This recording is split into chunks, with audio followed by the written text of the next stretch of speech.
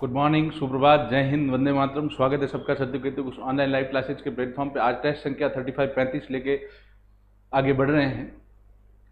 शुरुआत करते हैं पहले प्रश्न की। पहला प्रश्न है, दो सिक्कों को हवा में उछला जाता है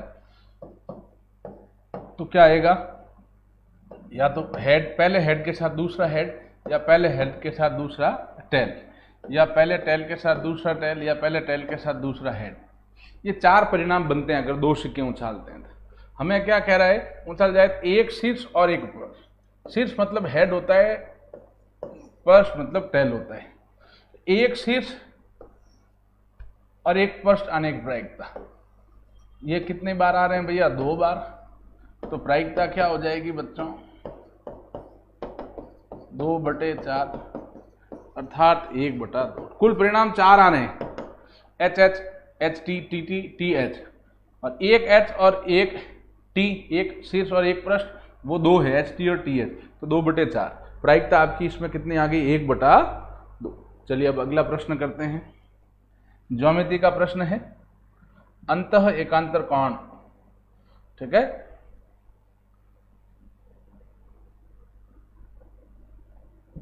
क्या होता है अगर दो सरल रेखाएं हैं, उसको अगर एक रेखा काटे, ये जेड का कोण बन रहा है कि नहीं बन रहा है भैया? बन रहा है, ठीक है ना। ये तो ये कोण आपस में बराबर होते हैं, इनको क्या बोला जाता है? अंतः एकांतर कोण। इनको हम प्यारे बच्चों क्या बोलते हैं? अंतः एकांतर कोण। ठीक है, ये चीज है। तो ये 60 है, ये भी कितना होगा? 60, ये आंसर।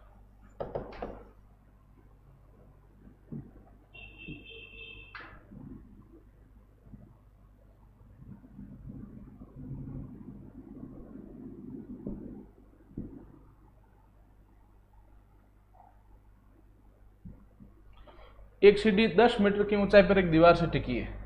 समकोण त्रिभुज बनाना है। ये सीढ़ी है, दीवार से कितने मीटर की ऊंचाई पर टिकी हुई है? 10 मीटर। और ये कोण थीटा कितने डिग्री दिया हुआ है? 30 डिग्री। सीढ़ी जो है जमीन के साथ 30 डिग्री कोण बनाती। तो सीढ़ी की पाद से दीवार की दूरी, ये पाद मतलब पाँव, यहाँ से यहाँ तक की दूरी ये ज्ञात करना है। इसको x मान लो। तो भैया ये क्या है? लंब। ये क्या है? आधार। ठीक है, क्या कह रहा है? एक दीवार है, एक सीढ़ी जो 30 डिग्री का कोण बना रही जमीन से, वो दीवार पे कितनी ऊंचाई पे लग रही? 10 मीटर पे। लंब दिया है, ये आधार दिया है, थीटा tan दे रखा है। तो tan थीटा क्या होता है बच्चों? tan थीटा बराबर होता है लंब बटे आधार। tan थीटा कितना है? 30 बराबर लंब है 10 बटा आधार ज्ञात करना है। tan 30 का मान 1/√3 बराबर 10/x। वज्र गुणा करोगे तो x × x, x बराबर 10√3 मीटर या 5।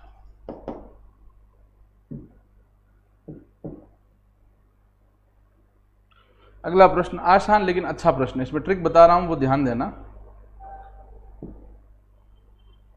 सुनिएगा, tan थीटा बराबर 4/3 है। tan थीटा होता क्या? ये याद होने चाहिए सूत्र सारे। tan थीटा बराबर होता है बच्चों साइन थीटा बटा कॉस थीटा। tan थीटा का सूत्र क्या होता है? साइन बटा कॉस बराबर कितना है? 4/3। तो आप यहां से ये ट्रिक याद रखो, साइन थीटा सीधा कितना मान लो? 4, कॉस थीटा मान लो 3। अब इनका मान इसमें रख दो, 3 का 3, साइन थीटा की जगह 4 प्लस 2 का 2, कॉस थीटा की जगह 3, 3 का 3, साइन की जगह 4 माइनस 2 का 2, कॉस की जगह 3, 4 3 12 प्लस 3 दूना 6 बटा 4 3 12 माइनस 6, 12 6 18/6। आंसर आपका निकल के कितना आ जाएगा बच्चों? 3। तो tan थीटा क्या लिख सकते हैं? साइन बटा कॉस। ठीक है, और उसको हल कर दिया हमने, तो आंसर आ गया आपके 3। चलिए अब हम नेक्स्ट आगे बढ़ते हैं बेटा।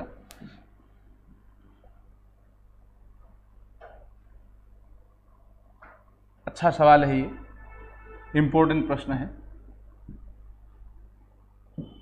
देखो, एक वृत्ताकार पहिया है, उसकी त्रिज्या कितने सेंटीमीटर है? 21 सेंटीमीटर। ठीक है, एक चक्कर में तय दूरी कितनी होगी बच्चों? परिधि क्या होता है? जैसे आप कहते हो 400 मीटर का ट्रैक, तो आप यहां से शुरू होकर पूरा चक्कर लेके वापस आते हैं, वही परिधि है। एक या पहिया पूरा घूम के वापस वहीं आता है, वो एक चक्कर है। तो एक चक्कर में तय दूरी बराबर क्या होता है? उसकी परिधि। एक चक्कर में तय दूरी बराबर उसकी परिधि। परिधि कितनी होती है? 2πr, 2 इंटू पाई का मान 22/7 इंटू r है 21, 7 का भाग दिया 21 में 3, 22 44, 44 इंटू 3, 4 3 12 भी हो, ऐसे 12 132 सेंटीमीटर। ठीक है ना, 132 सेंटीमीटर। ये आ गया आपके एक चक्कर में तय दूरी। एक चक्कर में तय दूरी बराबर इतनी आ गई। अब कह रहा है 528 मीटर जाने के लिए चक्रों की संख्या कितनी होगी? तो याद रखें, चक्रों की संख्या क्या होती है? कुल दूरी बटा एक चक्कर में तय दूरी। कुल दूरी बटा एक चक्कर में तय दूरी। कुल दूरी है 528, मीटर में है, सेंटीमीटर बदलना 100 से गुणा कर दिया, बटा एक चक्कर में तय दूरी 132 सेंटीमीटर। ये 100 से गुणा क्यों किया? क्योंकि अगर ये एक चक्कर में तय दूरी 132 सेंटीमीटर है तो इसको भी सेंटीमीटर बदलने के लिए 100 से गुणा कर दिया, सेंटीमीटर कर दिया। 132 का भाग दोगे, इसमें जाएगा 4 बार, तो कितने चक्कर लगाने पड़ेंगे? 400 चक्कर। ठीक है, कितने चक्कर होंगे बच्चों? 400। बिल्कुल सही जवाब, कुछ बच्चों ने आंसर दिया, वेरी गुड बेटा, बहुत अच्छा प्रश्न था।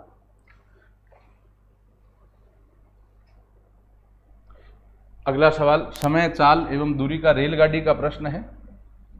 इस टाइप का सवाल हमने किए भी हैं, तो वापिस करते हैं इसको।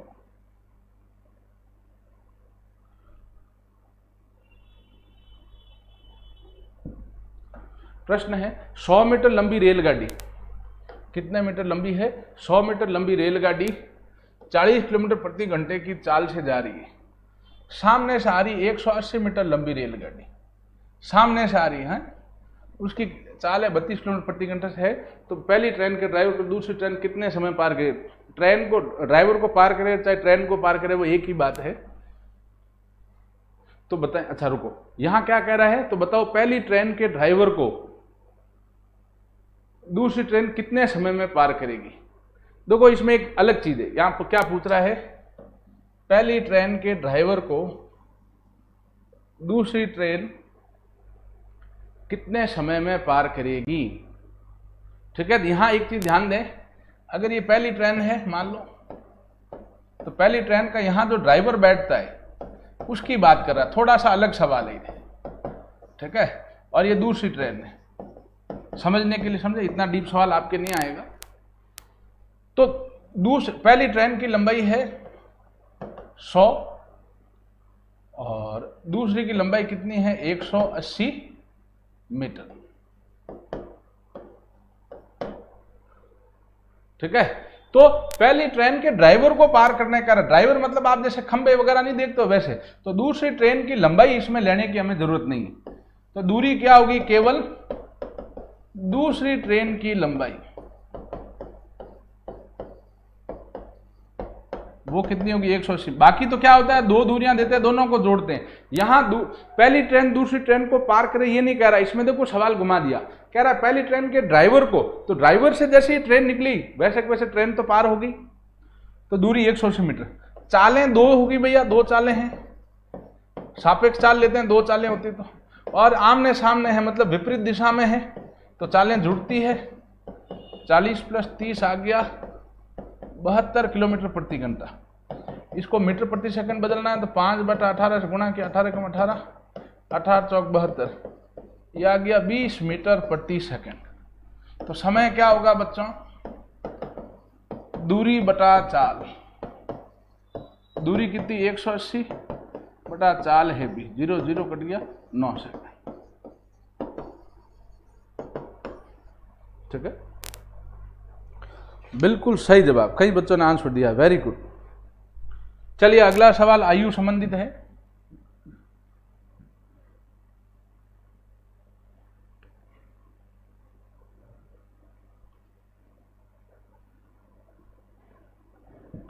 कह रहा है पिता पुत्र की वर्तमान आयु का योग, वर्तमान आयु का योग 52 वर्ष है। वर्तमान आयु का योग कितना वर्ष दे रखा है? 52।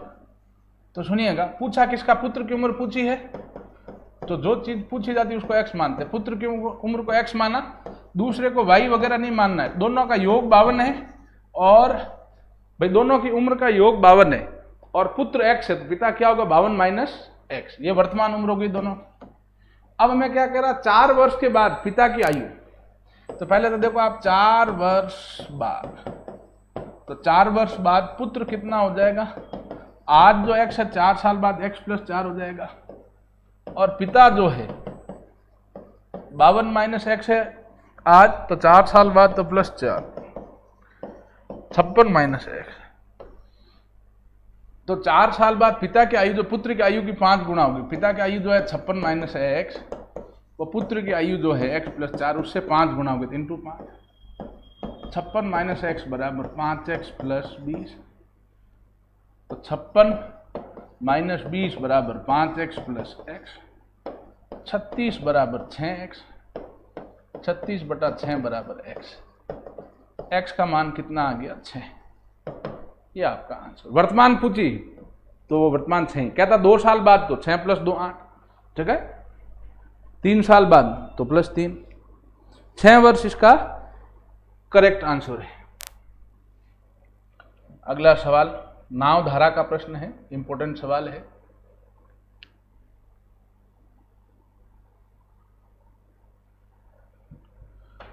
कह रहे तैराक की धारा की दिशा में जो चाल है वो है 7 किलोमीटर प्रति घंटा तथा धारा की विपरीत दिशा में चाल है 5 किलोमीटर प्रति घंटा। तो शांत जल में तैराक की चाल, सीधा ट्रिक है बेटा। तैराक की चाल क्या होती है? धारा की दिशा मतलब वही अनुकूल प्लस धारा की विपरीत दिशा मतलब प्रतिकूल बटा 2, 7 + 5 बटा 2, 12/2, 6 किलोमीटर प्रति घंटा। ये आ जाती है आपकी चाल। चलिए अब नेक्स्ट आगे चलते हैं।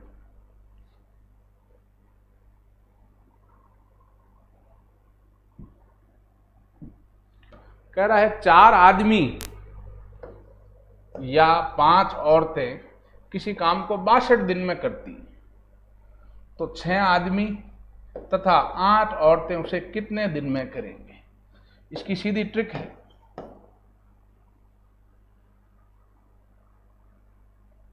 समय बराबर होता है बच्चों, कुल दिन कितने दिए हुए हैं बटा m2 बटा m1 प्लस w2 बटा w1, ठीक है। इसमें सीधी ट्रिक है।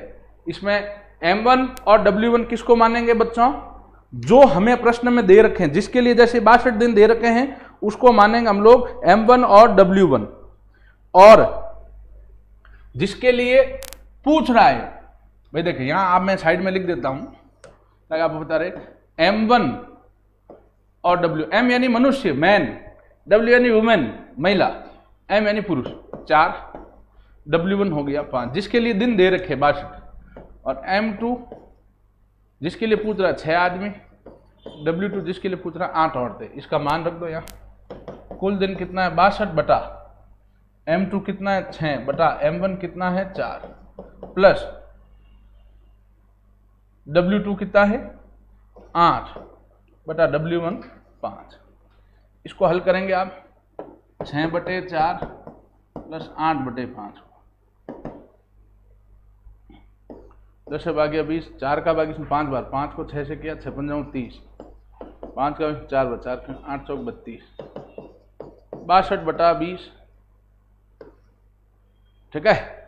अब आप इसकी जगह लिख दो 62 सही 62/20, a बटा b बटा c किसके गुणे में जाता है 1 है, तो 62 × 20/62, 62 से 62 चला गया, पीछे आंसर कितना दिन आ गया 20 दिन आपका आंसर आ गया। बिल्कुल सही जवाब। कई बच्चों ने इसका आंसर दिया, वेरी गुड बेटा।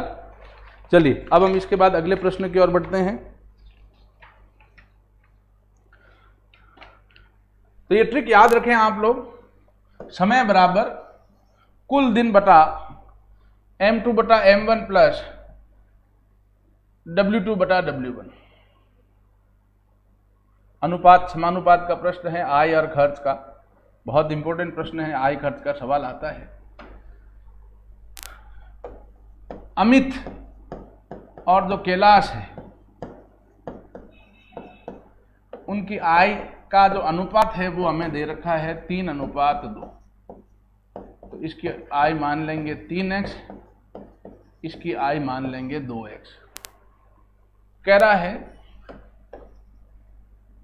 खर्चों का अनुपात 5:3 है और प्रत्येक की बचत कितनी है। भाई प्रत्येक की बचत, हर एक आदमी, दोनों जो अमित और कैलाश, उनकी बचत कितने कितने रुपए है, 1000 रुपए की बचत है। प्रत्येक की बचत 1000 रुपए। तो खर्च क्या होगा भैया, अमित का खर्च। या सुनो एक चीज याद रखो, खर्च बराबर होता क्या है, आय माइनस बचत, ये याद रखें आप। ये व्यवहारिक, इसमें कोई रॉकेट साइंस नहीं, सूत्र नहीं है कोई बहुत बड़ा। खर्च क्या होता है भाई, आयतन का कितनी आई माइनस उसमें से बचा क्या, वही तो खर्चा होता है। तो सुने, अमित का मैं खर्चा लिख रहा हूं, दोनों का जो खर्चा है, अमित का खर्चा क्या होगा, आय तो है 3x माइनस बचत है 1000। कैलाश है आय तो है 4x माइनस 1000। तो जो उनका अनुपात है 3x माइनस 1000 बटा 4x माइनस 1000 बराबर हमें कितना दे रखा है, खर्च का अनुपात 5:3। अनुपात को चाहे बटा को एक ही बात लिख दिया, 5/3। वज्र गुणा करेंगे, 5 गुणा व 4x माइनस 1000 से बराबर 3 गुणा व 3x माइनस 1000 से, 4 पंजे 20x माइनस 5000, 9x माइनस 3000।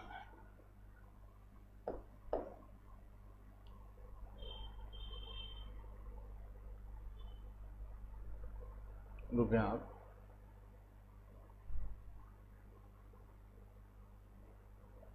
अच्छा यहां देखो हमने गड़बड़ करी ना, यहां 2x है, ठीक है। यहां कैलाश की आय कितनी है 2x, ये देखें आप, हमने 4 ले ली तो 2x है, 2x लेंगे। तो यहां जब 2x लेके गुणा करोगे तो 2x को जब आप गुणा करोगे, मैं वापस गुणा कर लेता हूं, यहां हमने 4x, तभी ये पॉइंटों में आने जैसी बात थी। कैलाश की आय 2x है, 2x माइनस 1000। अब इसका वज्र गुणा करो तो 5 गुणा होगा 2x माइनस 1000 से और 3 गुणा होगा 3x माइनस 1000 से। तो 10x माइनस 5000 बराबर 9x माइनस 3000। तो 10x माइनस 9x बराबर 5000 माइनस 3000। x बराबर आ गया भैया आपके 2000। x कितना आया 2000। हमें पूछा क्या है, अमित की आय पूछी, अमित की आय पूछी, वो हमने कितना माना 3x, तो 3 इंटू x का मान 2000। उत्तर कितना आ जाएगा बच्चों, 6000। अमित की आय यही है बच्चों 6000, ठीक है। 6000 करेक्ट आंसर है बेटा। कुछ बच्चे 1500 ला रहे हैं, वो नहीं पता कहाँ मिस्टेक करी उन्होंने। आंसर आपका करेक्ट है 6000 रुपये। चलिए अब हम आगे चलते हैं बेटा।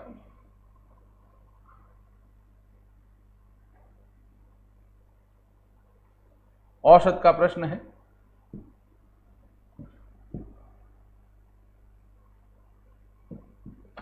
कह रहा किसी कक्षा में 50 विद्यार्थी, किसी कक्षा में विद्यार्थी कितने हैं 50। अब 50 किलोग्राम भार वाला एक विद्यार्थी चला जाता है तथा उसके स्थान पर एक नया विद्यार्थी आ जाता है, ठीक है, जिससे कक्षा का औसत भार आधा किलोग्राम बढ़ जाता है। तो सुनो, भार में कुल वृद्धि कितनी होगी, भार में कुल वृद्धि कितनी होगी, औसत इंटू राशियों की संख्या। भार में कुल वृद्धि कितनी होगी, औसत इंटू राशियों की संख्या। औसत कितना है 1/2 इंटू राशियों की संख्या कितनी 50। तो कुल वृद्धि कितनी हुई 25 किलो की।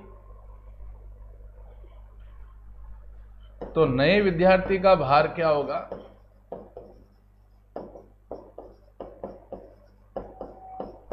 50 पहले था, 25 नया आने से 50 की जगह जो नया व्यक्ति आया तो 50 जितना तो उतना रहेगा, 25 और बढ़ गया, तो कुल भार कितना होगा नए का बच्चों? 75 किलोग्राम, 75। ठीक है, चलिए अब नेक्स्ट सवाल की ओर बढ़ते हैं। लाभ हानि कह दो, चाहे साझेदारी का प्रश्न कह दो। अगला प्रश्न है,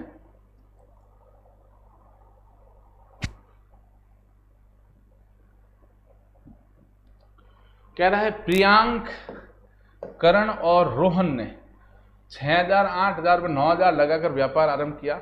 यदि वर्ष के अंत में 14,400 रुपए का लाभ हुआ तो करण का हिस्सा क्या है? तो सुनिएगा, करण का हिस्सा क्या होगा बच्चों?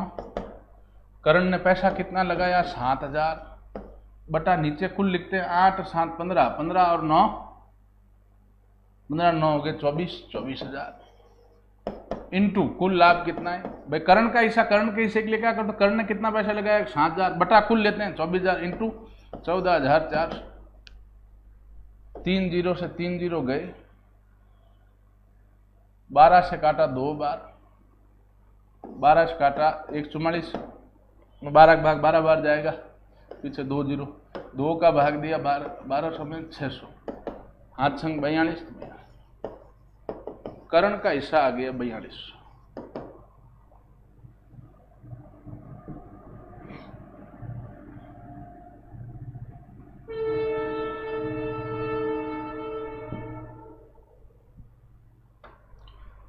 कोई राशि 15% की दर से, दर दी 15%, 2 वर्ष के लिए दी जाती है, तो साधारण ब्याज व चक्रवृद्धि ब्याज का जो अंतर है, वो साधारण ब्याज और चक्रवृद्धि ब्याज का अंतर 540 है, तो वह राशि बताओ।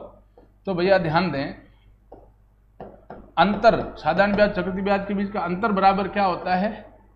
राशि मतलब वही मूलधन, मूलधन इंटू दर बटा 100 की घात 2, ये ट्रिक होती है। अंतर कितना है? 540 बराबर मूलधन x इंटू दर है 15 बटा 100, घात 2 है तो 15 बटा 100।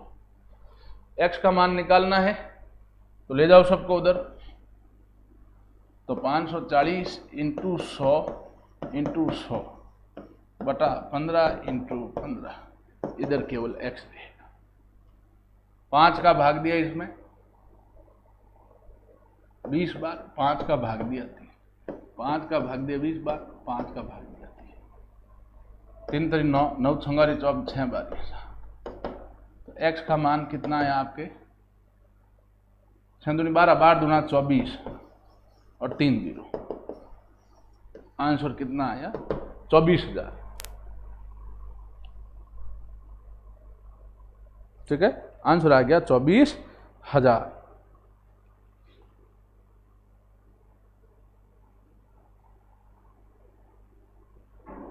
चलिए अब नेक्स्ट सवाल की ओर बढ़ते हैं बेटा।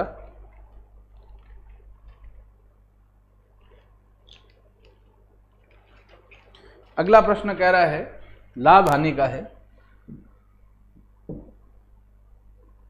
किसी वस्तु को 10% हानि की अपेक्षा 20%, 10% हानि की अपेक्षा 20% लाभ पर बेचने से 2400 रुपए अधिक प्राप्त होते हैं। 2400 रुपए अधिक प्राप्त होते हैं, तो उसका क्रय मूल्य क्या है? ठीक है, तो उसका क्या पूछ रहा है बच्चों? क्रय मूल्य। अब ध्यान दें, इसमें मैं आपको एक सीधी ट्रिक लिखवा रहा हूं भैया। क्रय मूल्य बराबर क्या होगा इसमें? 100 बटा लाभ प्लस हानि, मतलब वही लाभ प्रतिशत बटा हानि प्रतिशत, इंटू जो मूल्य दे रखा है, अधिक मूल्य जो कह रहा है भाई 2400 रुपये अधिक मिलते हैं वो, तो 100 बटा लाभ है 20 प्लस हानि है 10 इंटू अधिक मूल्य है 24, 100 बटे 30 इंटू 24, 0 0 कट गया, 3 का भाग दिया, इसमें 8 800 गुणा किया, उत्तर कितना आ गया बच्चों आपके 8000। तो सीधी ये ट्रिक याद रखें। चलिए अब नेक्स्ट सवाल है, आसान प्रश्न है लेकिन अच्छा सवाल है।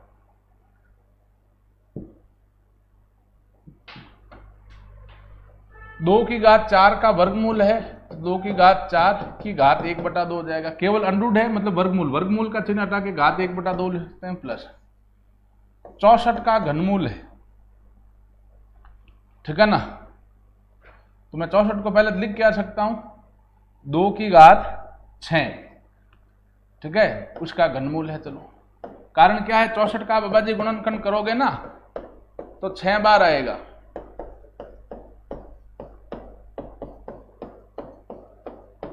64 का घनमूल करोगे तो 6 बार, 2 की घात 6, ठीक है, का घनमूल प्लस 2 की घात 8 है ये, की घात 1/4। कोष्टक लग के घात के ऊपर घात है, घाते गुणा हो जाएगी, 4 × 1/2 प्लस 2 की घात 6 की घात ये कितना हो जाएगा 1/3, घनमूल है तो 1/3 लिख सकते हैं। अब 2 की घात 8 कोष्टक लग के घात के ऊपर घात है, घाते गुणा हो जाएगी, तो ये तो आ जाएगा 2 की घात 2 प्लस, अब इसको गुणा करोगे सीधा, ये भी 2 की घात 2 प्लस, इसको गुणा करोगे तो भी 2 की घात 2, तो 4 + 4 + 4, आंसर कितना आ जाएगा 12। आसान लेकिन अच्छा प्रश्न है, लॉजिकल प्रश्न है, इसको एक बार घर पे जरूर करें। उत्तर आपका करेक्ट कितना होगा 12। चलिए अगले प्रश्न की ओर बढ़ते हैं।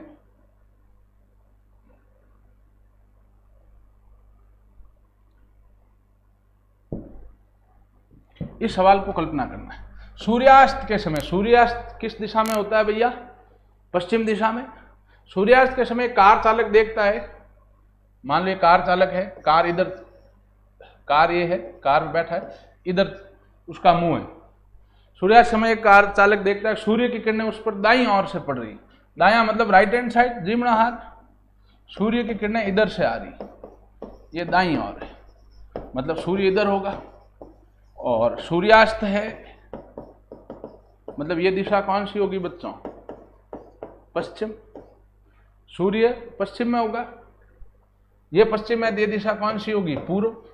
अब ये पश्चिम है, ये पूर्व है, भारत का नक्शा सोचो, ये दिशा कौन सी होगी, उत्तर, ये दिशा कौन सी होगी, दक्षिण। तो उसका मुंह किस दिशा में है बच्चों, दक्षिण दिशा में, ठीक है।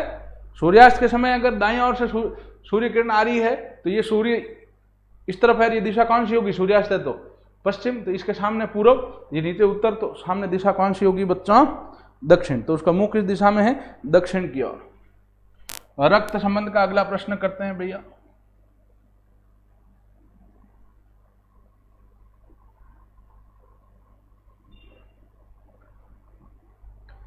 एक पुरुष का परिचय कराते हुए निरंजन कहता है कि उसकी पत्नी, एक पुरुष का परिचय कराते हुए निरंजन कहता है कि उसकी पत्नी मेरी पत्नी की इकलौती पुत्री है।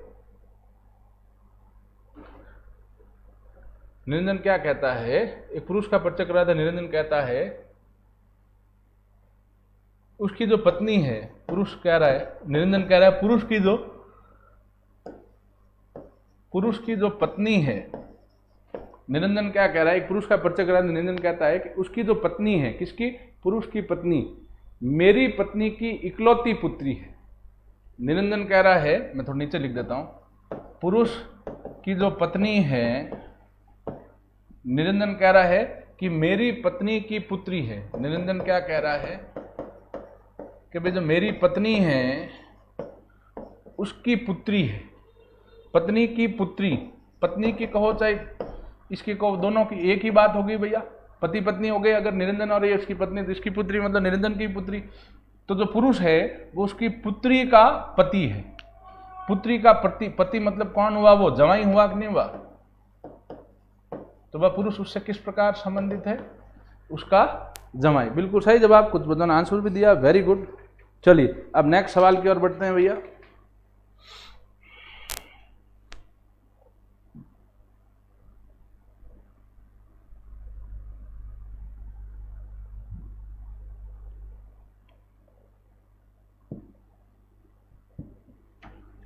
R मतलब 18, Q मतलब 17, O मतलब 15, N मतलब 14, L मतलब 12, K मतलब 11, I मतलब 9, H मतलब 8। एक घटा, फिर दो घटे, फिर एक घटा, फिर दो घटे, फिर एक घटा, फिर दो घटे, फिर एक घटा, अब कितना घटेगा? 2। 8 में से 2 घटा 6, 6 मतलब आंसर क्या आ जाएगा?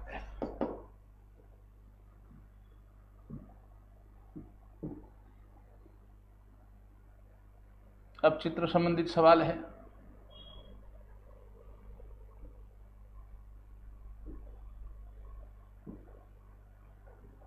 ठीक है, चलिए अब इस प्रश्न में देखें, इससे ये बनाए डायग्राम। हुआ क्या है, ये यहां ऊपर चला गया है, ये यहां ऊपर चला गया है,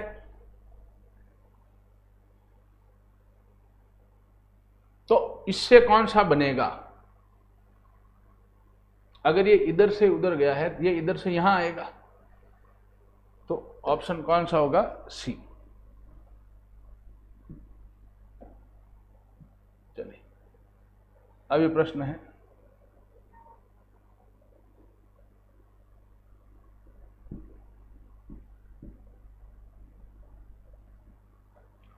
ये 6 भुजा का है, 6 भुजा से कितनी भुजा हुई है? 4, मतलब कितना घटा है? 2। ये पंचभुज है, पंच से 2 घटेगा तो कितनी भुजा आएगी? 3। 3 मतलब क्या बनेगा? त्रिभुज। त्रिभुज मतलब ए आंसर। ठीक है,